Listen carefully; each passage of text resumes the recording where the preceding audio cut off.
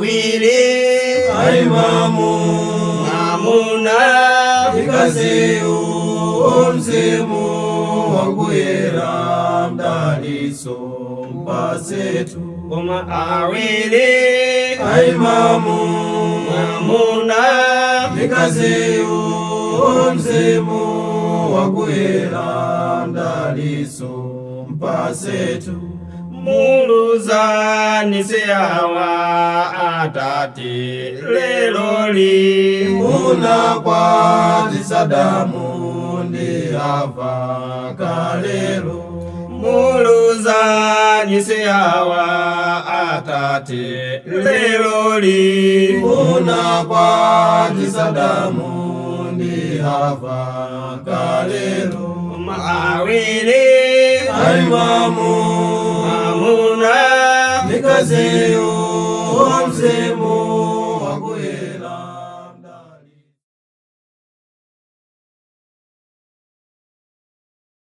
Leloso ndi nthawi yabwino imene tili nayo kuti tikuphunzira mawu a Mulungu.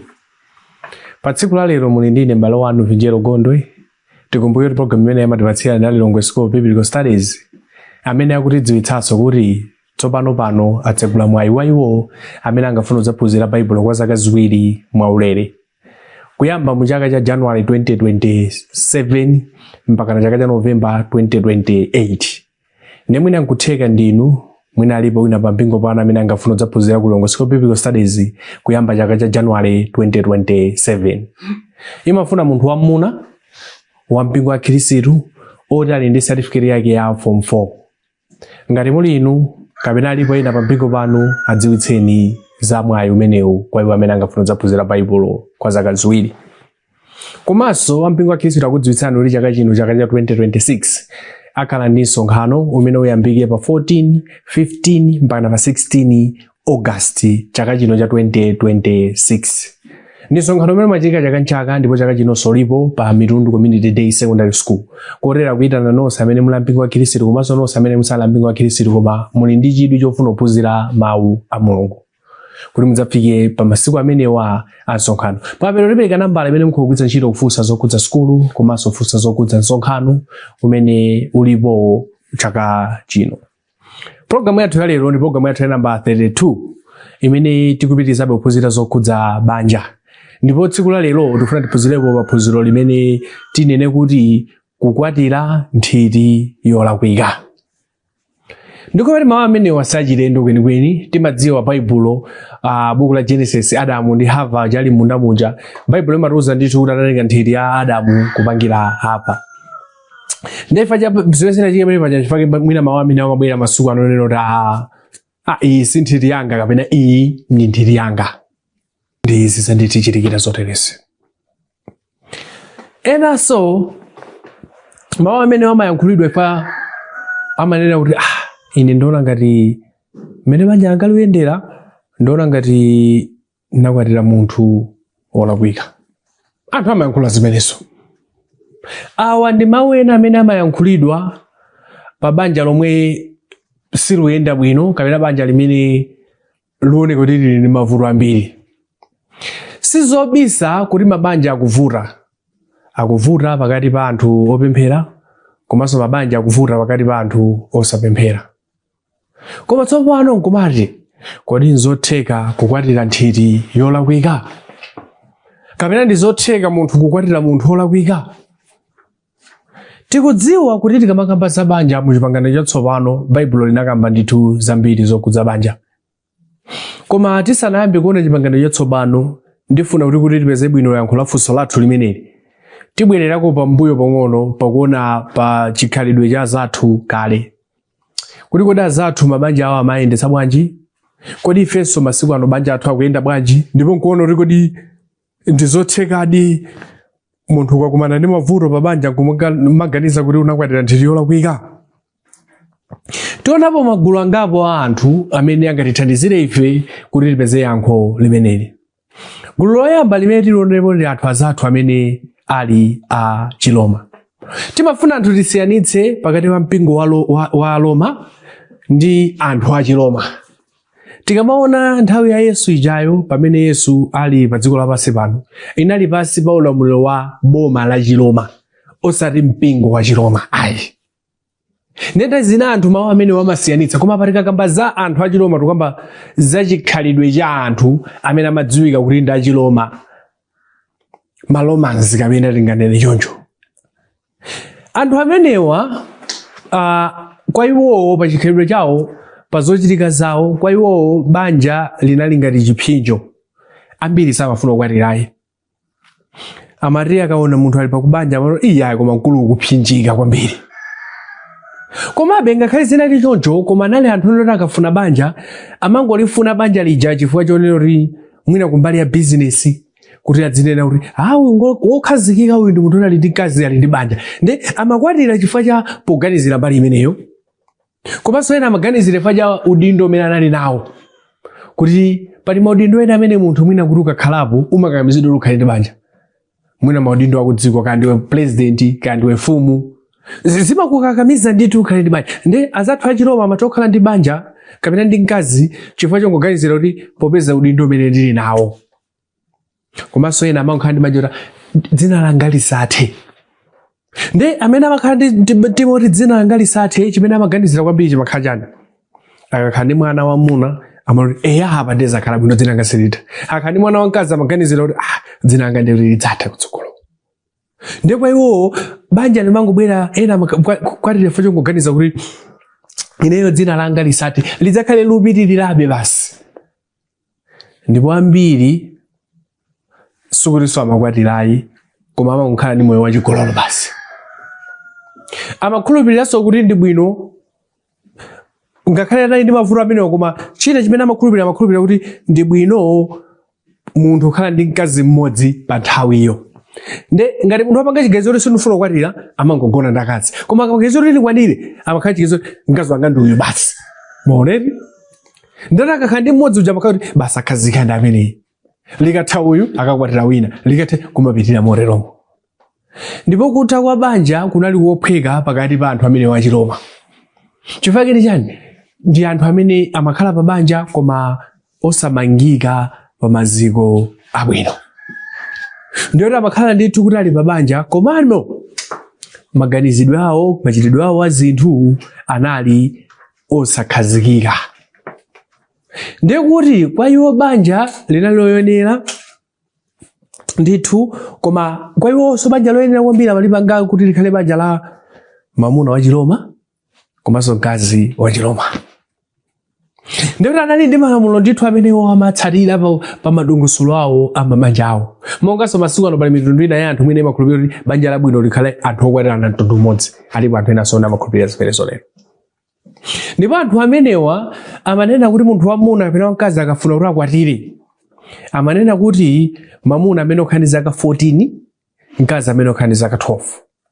Ndiyo kuti mkazi akangofika zaka 12 kwa iwo amaona kuti wafika tsiku lakuzokwatira. Akuzokwatiwa. Mamuna akafika zaka 14 ndina marekedo wakhala sikolo. Zipezi zonse mphana kwambiri ndi ife masuku ano.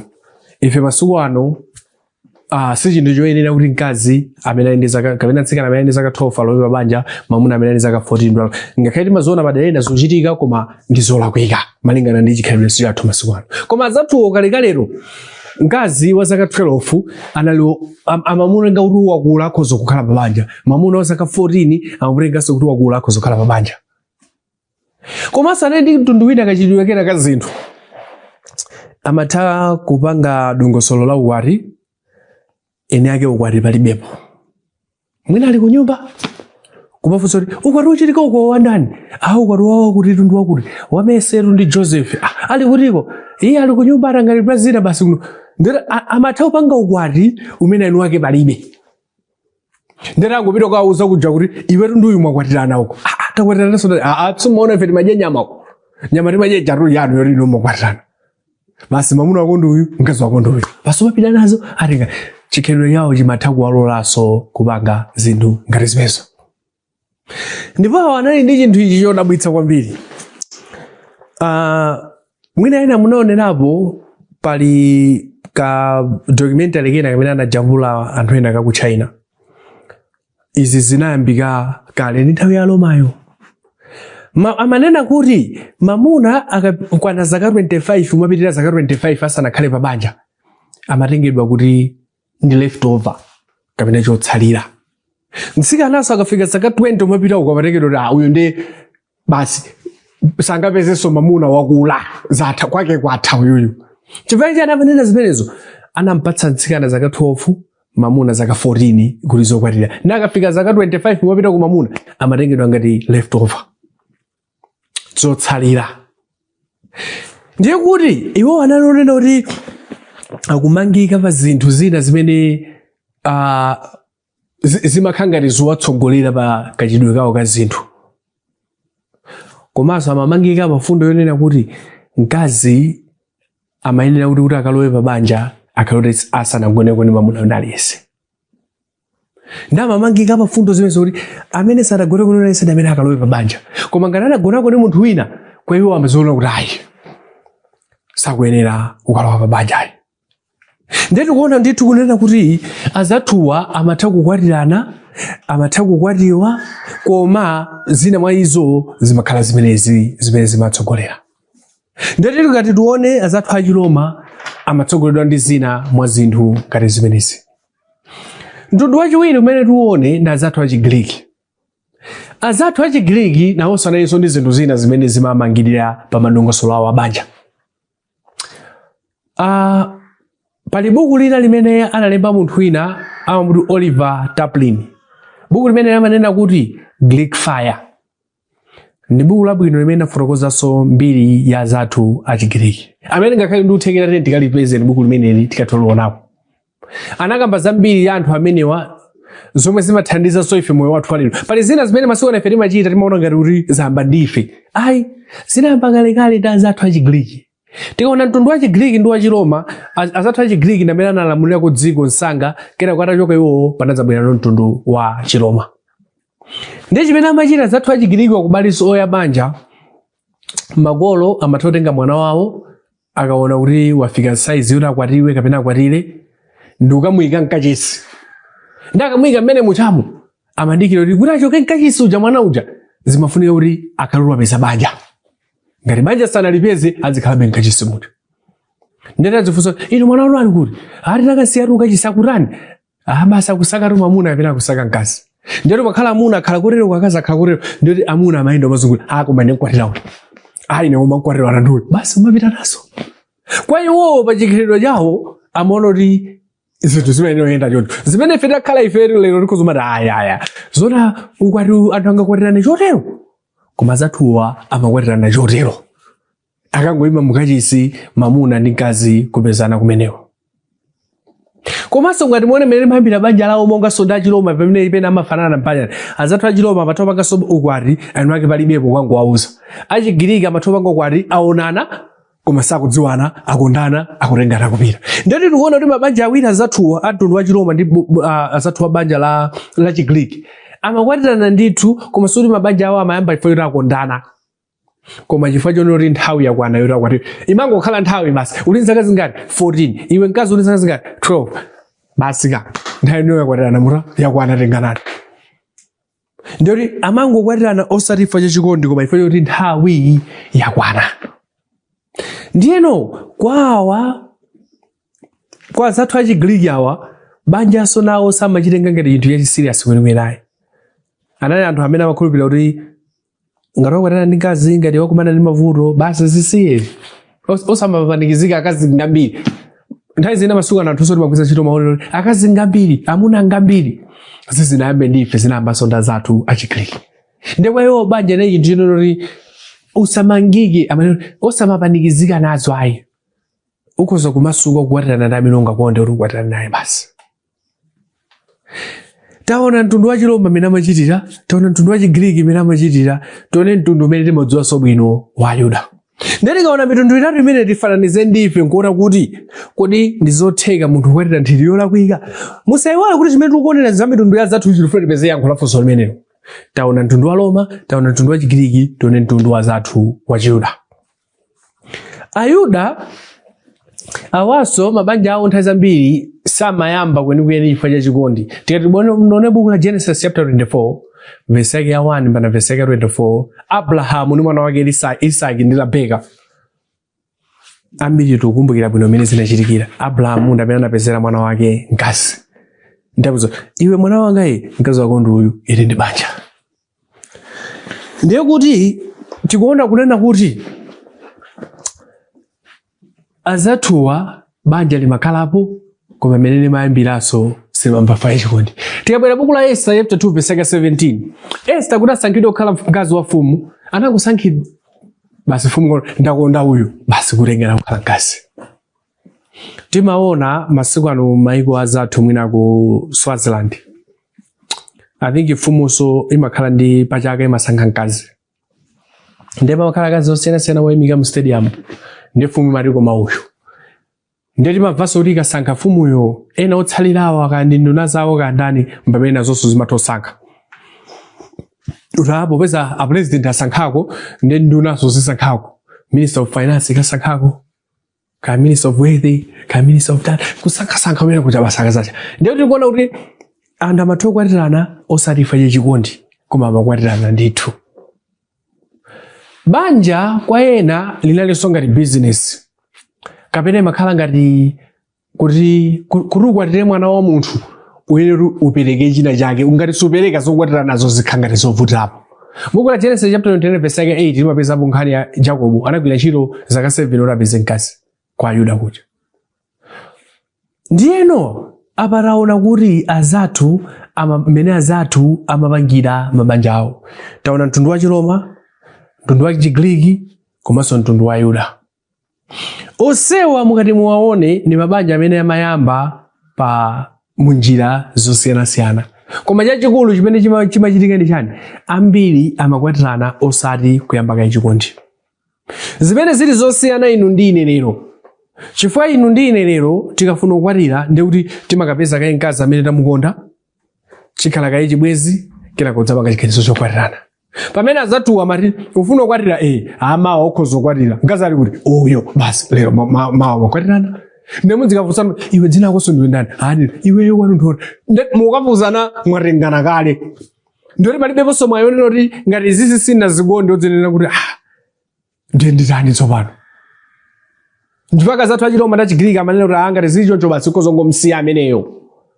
Pamene tikaona mabanja a Yuda ngakhala makwatirana choncho, koma mabanja ambiri amakhazikika ndithu. Chifukwa ndi chani? Amakhala kumangika pa malamulo osiyana-siyana a Mulungu. Ndiye kuti tikuona mmene azathu amachitira mabanja awo. Koma tsopano tibwere kwa ife tsopano muchipangano chatsopano. Kuti muchipangano chatsopano chituzanso zotani? Tikati tione buku la Tito chapter chake cha 2, buku limeneli mlembi pamene amalemba analembapo fundo ina imene ili yotikhoza kutithandiza ife lero. Tito chapter 2 verse 3 mpaka verse 4 kunena kuti momwemonso akazi okalamba akhale nawo makhalidwe oyenera anthu oyera, osadierekeza, osakodwa nacho chikondi cha pavinyo, akuphunzitsa zokoma. Verse 4 kuti akalangize akazi ang'ono, akonde amuna awo, akonde ana awo. Ndati tikuona Paulo pamene amalemba buku limene omembera Tito kumuwuza kuti ndifuna udziwe zinthu izi. Ndifuna ukawuza akazi akulu akalangize akazi ang'ono. Akalangize kuti yani? Akuti akalangize okonda ana awo, akalangize okonda amuna awo. Ndi funso limene munthu akozofunsa kuti anthu makwatirana ndiye mufuna munthu akakulangizeni kuti mudzikakondana bwanji? Ndiye pamene pabwera noyankho lonena kuti chani? Azathuwa amatha kukwatirana kenako nkumakadziwana pambuyo kuti zanga inorani tikhala bwanji zikhala. Ndiye chifukwa amafuna kuti awaphunzitse kukondana. Chifukwa chani? Akwatirana anthu amene sanakhaleko pa chibwezi, akwatirana anthu amene angokumana lero, akwatirana anthu oti sadziwa kuti zanga zili motani. Ndiye amayitofuna anthu ena ake kuti awaphunzitse. Zimene inu ndi ine lero sitingane kuti makwatirana amuna ufuna tikuphunzitseni kumukonda. Akondana kale. Akudziwana kale. Chifukwa angaphunzitse mungawaphunzitse mwina ndi chani? Khalidwe lawo chabe. Koma zachikondi amakhala anthu aja akondana kale. Pa Kolose chapter 3 verse 19 ananena kuti amuna inu kondana akazi anu ndipo osawawumira mtima. Akuwawuzanso zimene zimvake cha alowa pabanja kenako akuzidwa akondane. Pamene ife masiku ano timalowa pabanja titakondana kenako ndi pamene tikalowa. Chimayamba mchikondi chathu, mkazi ndamukonda, mwamuna ndamukonda, kenako ndimakalowa pabanja. Pamene azathuwo limayamba ndi banja, kenako chikondi chimabwera pambuyo. Tangoganizani Adamu ndi Hava. Adamu wagona, wadzidzimuka, kenako ono pambali pali mkazi. Ndazi uyu ndi mkazi wako. Adamu hayi uyu nditiri yanga mfupa anga nofu. Njolo Adamu mkazi tu ndiye mwewe beso chitira mwina. Chatsatira apa ndi chani? Ndi mukonde. Ndiye tikuona kuti chipangano chatsopano chikuruzaso ndi anthu amakwatirana. Koma ena aso mmene wena amakwatirana alionena kuti akukwatirana kenako kumakadziwana pambuyo, kumakakondana pambuyo, koma layamba ndi banja. Koma tisaiwale kuti zonse zimene tiona apa tifuna tipeze yankho lonena kuti kodi ndi zotheka kukwatira nthiti yolakwika? Tisanapite kumeneko tikati tione masiku ano, tisanapeze yankho limenelo. Ife masiku ano tili ndi mwayi osankha munthu wokwatirana naye amene takondana naye. Azathu kale ndikhulupirira kuti ngaranga nene kuti takwatira nthiti yolakwika mwina tikozomati koma thinking kwa zathu zinali zoveka. Kwa zathu zinali zoveka. Chifukwa ndi chani? Amakhala kuti dongosolo lawo la banja losiyana ndife. Munthu wina aliyense amene tingakwatirane naye lero amakhala nzofoka zake ndithu. Koma kuti tisaiwale kuti tamukonda ndife. Paulo pa 1 chapter 13 verse 4 mpaka verse 8 ali kuti chikondi sichita. Neni kufunseni funso ili. Taona amene amachitira zathu achiroma, taona amene amachitira zathu achigriki, taona amene amachitira zathu achiyuda, taonanso chipangano chatsopano amene azonthera amachitira. Ndete tizifananizeni ndife. Kodi pakati pa ife ndi azathu amene anganene kukwatira nthiti yolakwika kuzokhala ndani? Ife masiku ano timapeza mkazi, timafunsira mkazi amatilola, timamugwirizana zoti tikwatirane, kenako dongosolo la kukwatira litheka, kenako takwatirana, kenako zatha. Makolo pamene amabwerapo pa nthawi yathu masiku ano amabwera kuti mkazi tampeza kale tamukonda kale ndiye timapita kukauza makolo kuti ndapeza mkazi, ndapeza mamuna, ndi makolo amati kuti mamuna ayi mkazi ali kuti ati muone ati ambe dongosolo la kukwatira. Ndiye makolo amakabwera mochedwa pa moyo wathu wa chikondi kapena wa banja. Pamene azathu kalekale makolo amakhala patsogolo kuti iwe mwana wanga mkazi wako nduyu, iwe mwana wanga mamuna wako nduyu. Kodi amenewo ndife amene anganene kukwatira nthiti yolakwika ndi kuti ndikupete yankho lanu ndi laine lofanana ndithu lonena kuti chani? Azathu omwina ndi amene anganene mawu amenewo kuposa ife. Chifukwa ife timakakwatana ndi munthu amene tasankha tokha, munthu amene tamuona kuti ndi wokondedwa wathu, munthu amene tagwirizana naye. Ndekena koma ukakwatirana ungakanene kuti wakwatira nthiti yolakwika. Izi situtanthauza kuti ukakwatirana ndi banja simumapezani mavuto. Chimene anthu chimangotivuta kuti tinene kuti takwatira nthiti yolakwika nchifukwa chani? Tikakumana ndi vuto timaona ngati vuto jalabwera futi takwatira munthu wolakwika. Ayi. Vuto jalabwera futi ife tukanikokoza njira yake yoti tikozere vuto lathu lija. Anthu aliwonse amene akhala pa banja ka zaka 20, 30, 40 amakumana ndi mavuto. Chimene anthu timangosiyana ndi chani? Mmene tingakozere mavuto athu. Buku la nyimbo za Solomo anafotokoza bwino pa nkhani ya chikondi. Munthu ameneyi kuti adzidziwika kuti ndi wanzeru chifukwa cha zina zimene amalemba ndithu.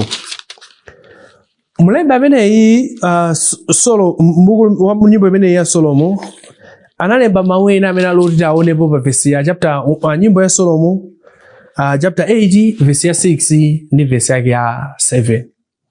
Anakambapo zinthu zina, anakamba kuti undilembe pa mtima pako mokhoma chizindikiro, nundikhomenso chizindikiro pa mkono pako. Pakuti chikondi chilimba ngati imfa, njiru imangowuma ngati manda, kung'anima kwake ndi kung'anima kwa moto. ngati mphezi ya Yehova. Madzi ambiri sangazimitse chikondi, ngakhale mitsinje yodzala kuchikokolola. Mamuna akapereka katundu yense wa nyumba yake ngati sintho la chikondi, akanyozedwa ndithu. Apa anakamba mawu ofunikira kwambiri pa nkhani ya chikondi. Anakamba mawu amenewa pofuna ife kuti atithandizire kupeza yankho la funso lathu. Ananena kuti chani? Akuti chikondi kuyambira pa vesi yake tiyambira pa vesi 5 anakuti ndaniyo achokera ku chipululu ali kutsamira bwenzi lake pa tsinde la mula nakugalamutsa nyamatawe. Wayamba kunena kuti ndani ali kutsamira bwenzi lake. Choyamba chimene afuna kunena chonero kuti chani? Chikondi anthu amatha kuchiona ndithu patali. Akuti anatsamira bwenzi lake pachifuwa. Munthu amene umakwatirana naye umakhala umukonda. Pawana kuti chapter 13 verse yake 4 mpaka verse 8 akuti chikondi sichimatha. Koma chimene anthu timaonera kuti mwina ndakwatira nthiti yolakwika, chifukwa ife timalola kuti chikondi chathu chithe pa munthu amene takwatana naye. Ndo ukalola kuti chikondi chako chithe chimene ngakhale Baibulo kuti chikondi sichimatha, mpamene umaganiza kuti ndakwatira munthu wolakwika, ndakwatira nthiti yotisiyanga. Koma kunena kuti chikondi sichitha ndipo anthu amachiona patali. Pa verse yake 6 wanena kuti undilembe pa mtima pako, chapter 6 ija akuti undilembe pa mtima pako. Afuna kunena kuti chani? Chikondi chona chimachoka pa mtima. Akati chimachoka pa mtima nanso chimachoka ngati. Ndiye kuti ngati munthu ananena kuti mkazi uyu ndamukonda, mwamuna uyu ndamukonda, ndipo chikondi chochoka pa mtima. Kodi munduza kunena kuti ndani yake udzamba unena kuti wakwatira nthiti yolakwika? Nthawi zina chikondi chathu kapita timambo kuti takwatira nthiti yolakwika ifake njani? Chikondi chathu sinachoke pa mtima. Chimachoka mwina pa zinthu zimene mwamuna ali nazo, chimachoka mwina pa zinthu zimene mkazi ali nazo. Kapita mmene mkazi aonekera kuti koma mkazi ngokongola we. Kuyiwala kuti buku la miyambo ananena kuti chani? Kukongola kumatha ndithu. Chimatha ndithu. Munthu amasintha ndithu. Koma tikumbukire kunena kuti ngati chikondi chathu chinachoka pansi pa mtima, sitinganene kuti takwatira nthiti yolakwika. Ngakhale tikumane mavuto koma tingopeza njira yabwino. Ananenanso kuti uchikhomere chizindikiro pa mkono pako. Like uchikhomere chizindikiro pako chikhale cha mphamvu. Akuti ndi mphamvu zako zonse. Ndiyo chikondi pamene chochoka mu mtima chikhalenso chochoka ndi mphamvu zako zonse. Anapitiriza kunena kuti chikondi chilimbe ngati imfa. Kufananiza chikondi ndi imfa ndazino kayiwerenga ukhoza kuti achifananiza bwanji. Koma chimene afuna kunena kuti chani? True love is strong like death. Imfa ilipo pebe amene angayisinthe, idzakhalapo mpaka kale. Ndakunena kuti chikondi chili chocho. Chikondi chona chimakhala ngati imfa yoti ngakhale tudzoti imfa ilipo koma tsiku ntsiku anthu timadandaulabe katipeza kuti wamwalira kumalira koma tudzoti imfa ilipo. Ndakuti chikondi chona chizikhala choncho kuti tsiku ndi tsiku chizikhala choti lero ndimukonde kwambiri, lero ndimukonde kwambiri, lero ndimukonde kwambiri, chifukwa nchokhazikika nchoti chilipo ndithu. Ndipo anapeza kuti njiru imauma ngati manda. Afuna kunena zoti njiru imauma ngati manda. Afuna kunena zoti manda sakwaniritsidwa.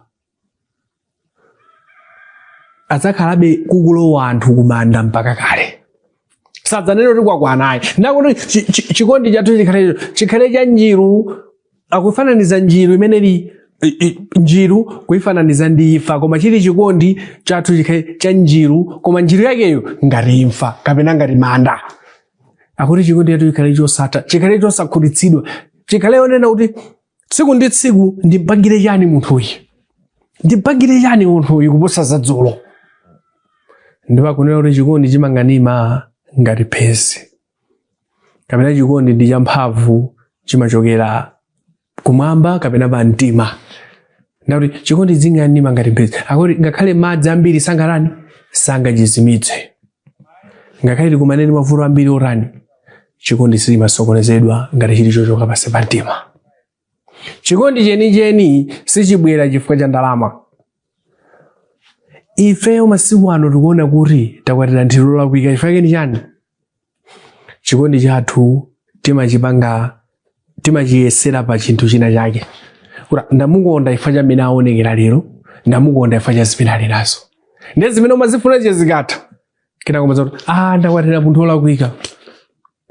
Koma tikati tifananize mmene azathu amachitira ndi mmene ife tikuchitira, tikuona ndithu ife tili ndi kuthekera konse konena kuti sife anthu oyenera kunena kuti takwatira nthiti yolakwika. Chifukwa ndi chani? Mkazi kapena mwamuna amene takwatirana naye timakhala tasakatoka, tamukonda tokha, tamagegeza kuti tumukwatire tokha, kenako kukamukwatira. Inde akakhala ndi mavuto, koma mavuto amenewo sakutanthauza kuti ndi nthiti yolakwika. Chifukwa Mulungu ananena kuti chokhacho chimene chingathetsenso banja ndi chigololo basi. Ngati mulipo ena amene magaza kuti ineyo ndona ngati ndakwatira nthiti ya wina. Ine ndona ngati ndatenga nthiti ya munthu wina. Ndithu, yanu ndithu. Munamukonda ndithu. Tiyeni tingokoza mavuto amene ali pakati pathu. Chifukwa lotamusiya uyu upita kwina ukapezanso mavuto ena. Ndi ukaona kuti nthiti yako ndi kuti sunaipeza ibeto. Ndipo kapena sudzayipeza. Koma patikuona ndithu kuti ifeyo pokhala anthu tiyeni tikumbukire. Amene takwatirana naye ndi nthiti yathu. Ngakhale tikumane ndi mavuto, tiyeni mavuto athu tiyakose moyenerera. Tikatero ubale wathu pabanja pathu udzakhala wabwino. Izi ndi zimene timafuna tiphunzire pa tsiku la lero. Pamene anthu timafuna tione kuti zotheka kukwatira nthiti yolakwika, taona kuti chani? Ndithu. Kodi zotheka kuti munakwatira nthiti yolakwika? Ndithu. Imene ndi nthiti yanu ndithu. Koma tsopano mavuto alipo, asakuganizitseni zimenezo koma ingowakozani mavuto anu. Tikatero tidzakhala ndithu kuti tili pa banja labwino. Izi zimene timafuna tiphunzire tsiku la lero pamene maphunziro zokhudza nthiti imene ena amaona ngati ndi yolakwika pa phunziro lathu la tsiku la lero.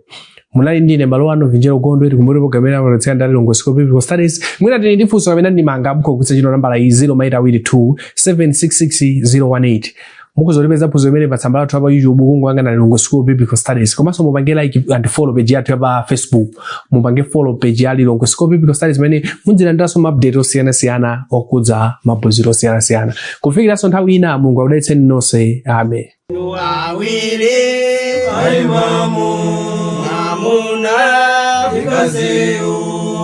Mzimu wakuyera mdaliso mpasetu koma awili aimamu mwamuna mikaziu mzimu wakuyera mdaliso mpasetu muluzani seyawa atati leloli muna kwa tisadamu Ava kalelo muluzani seyawa atate leloli muna kwa tisadamu ndi ava kalelo maawili aimamu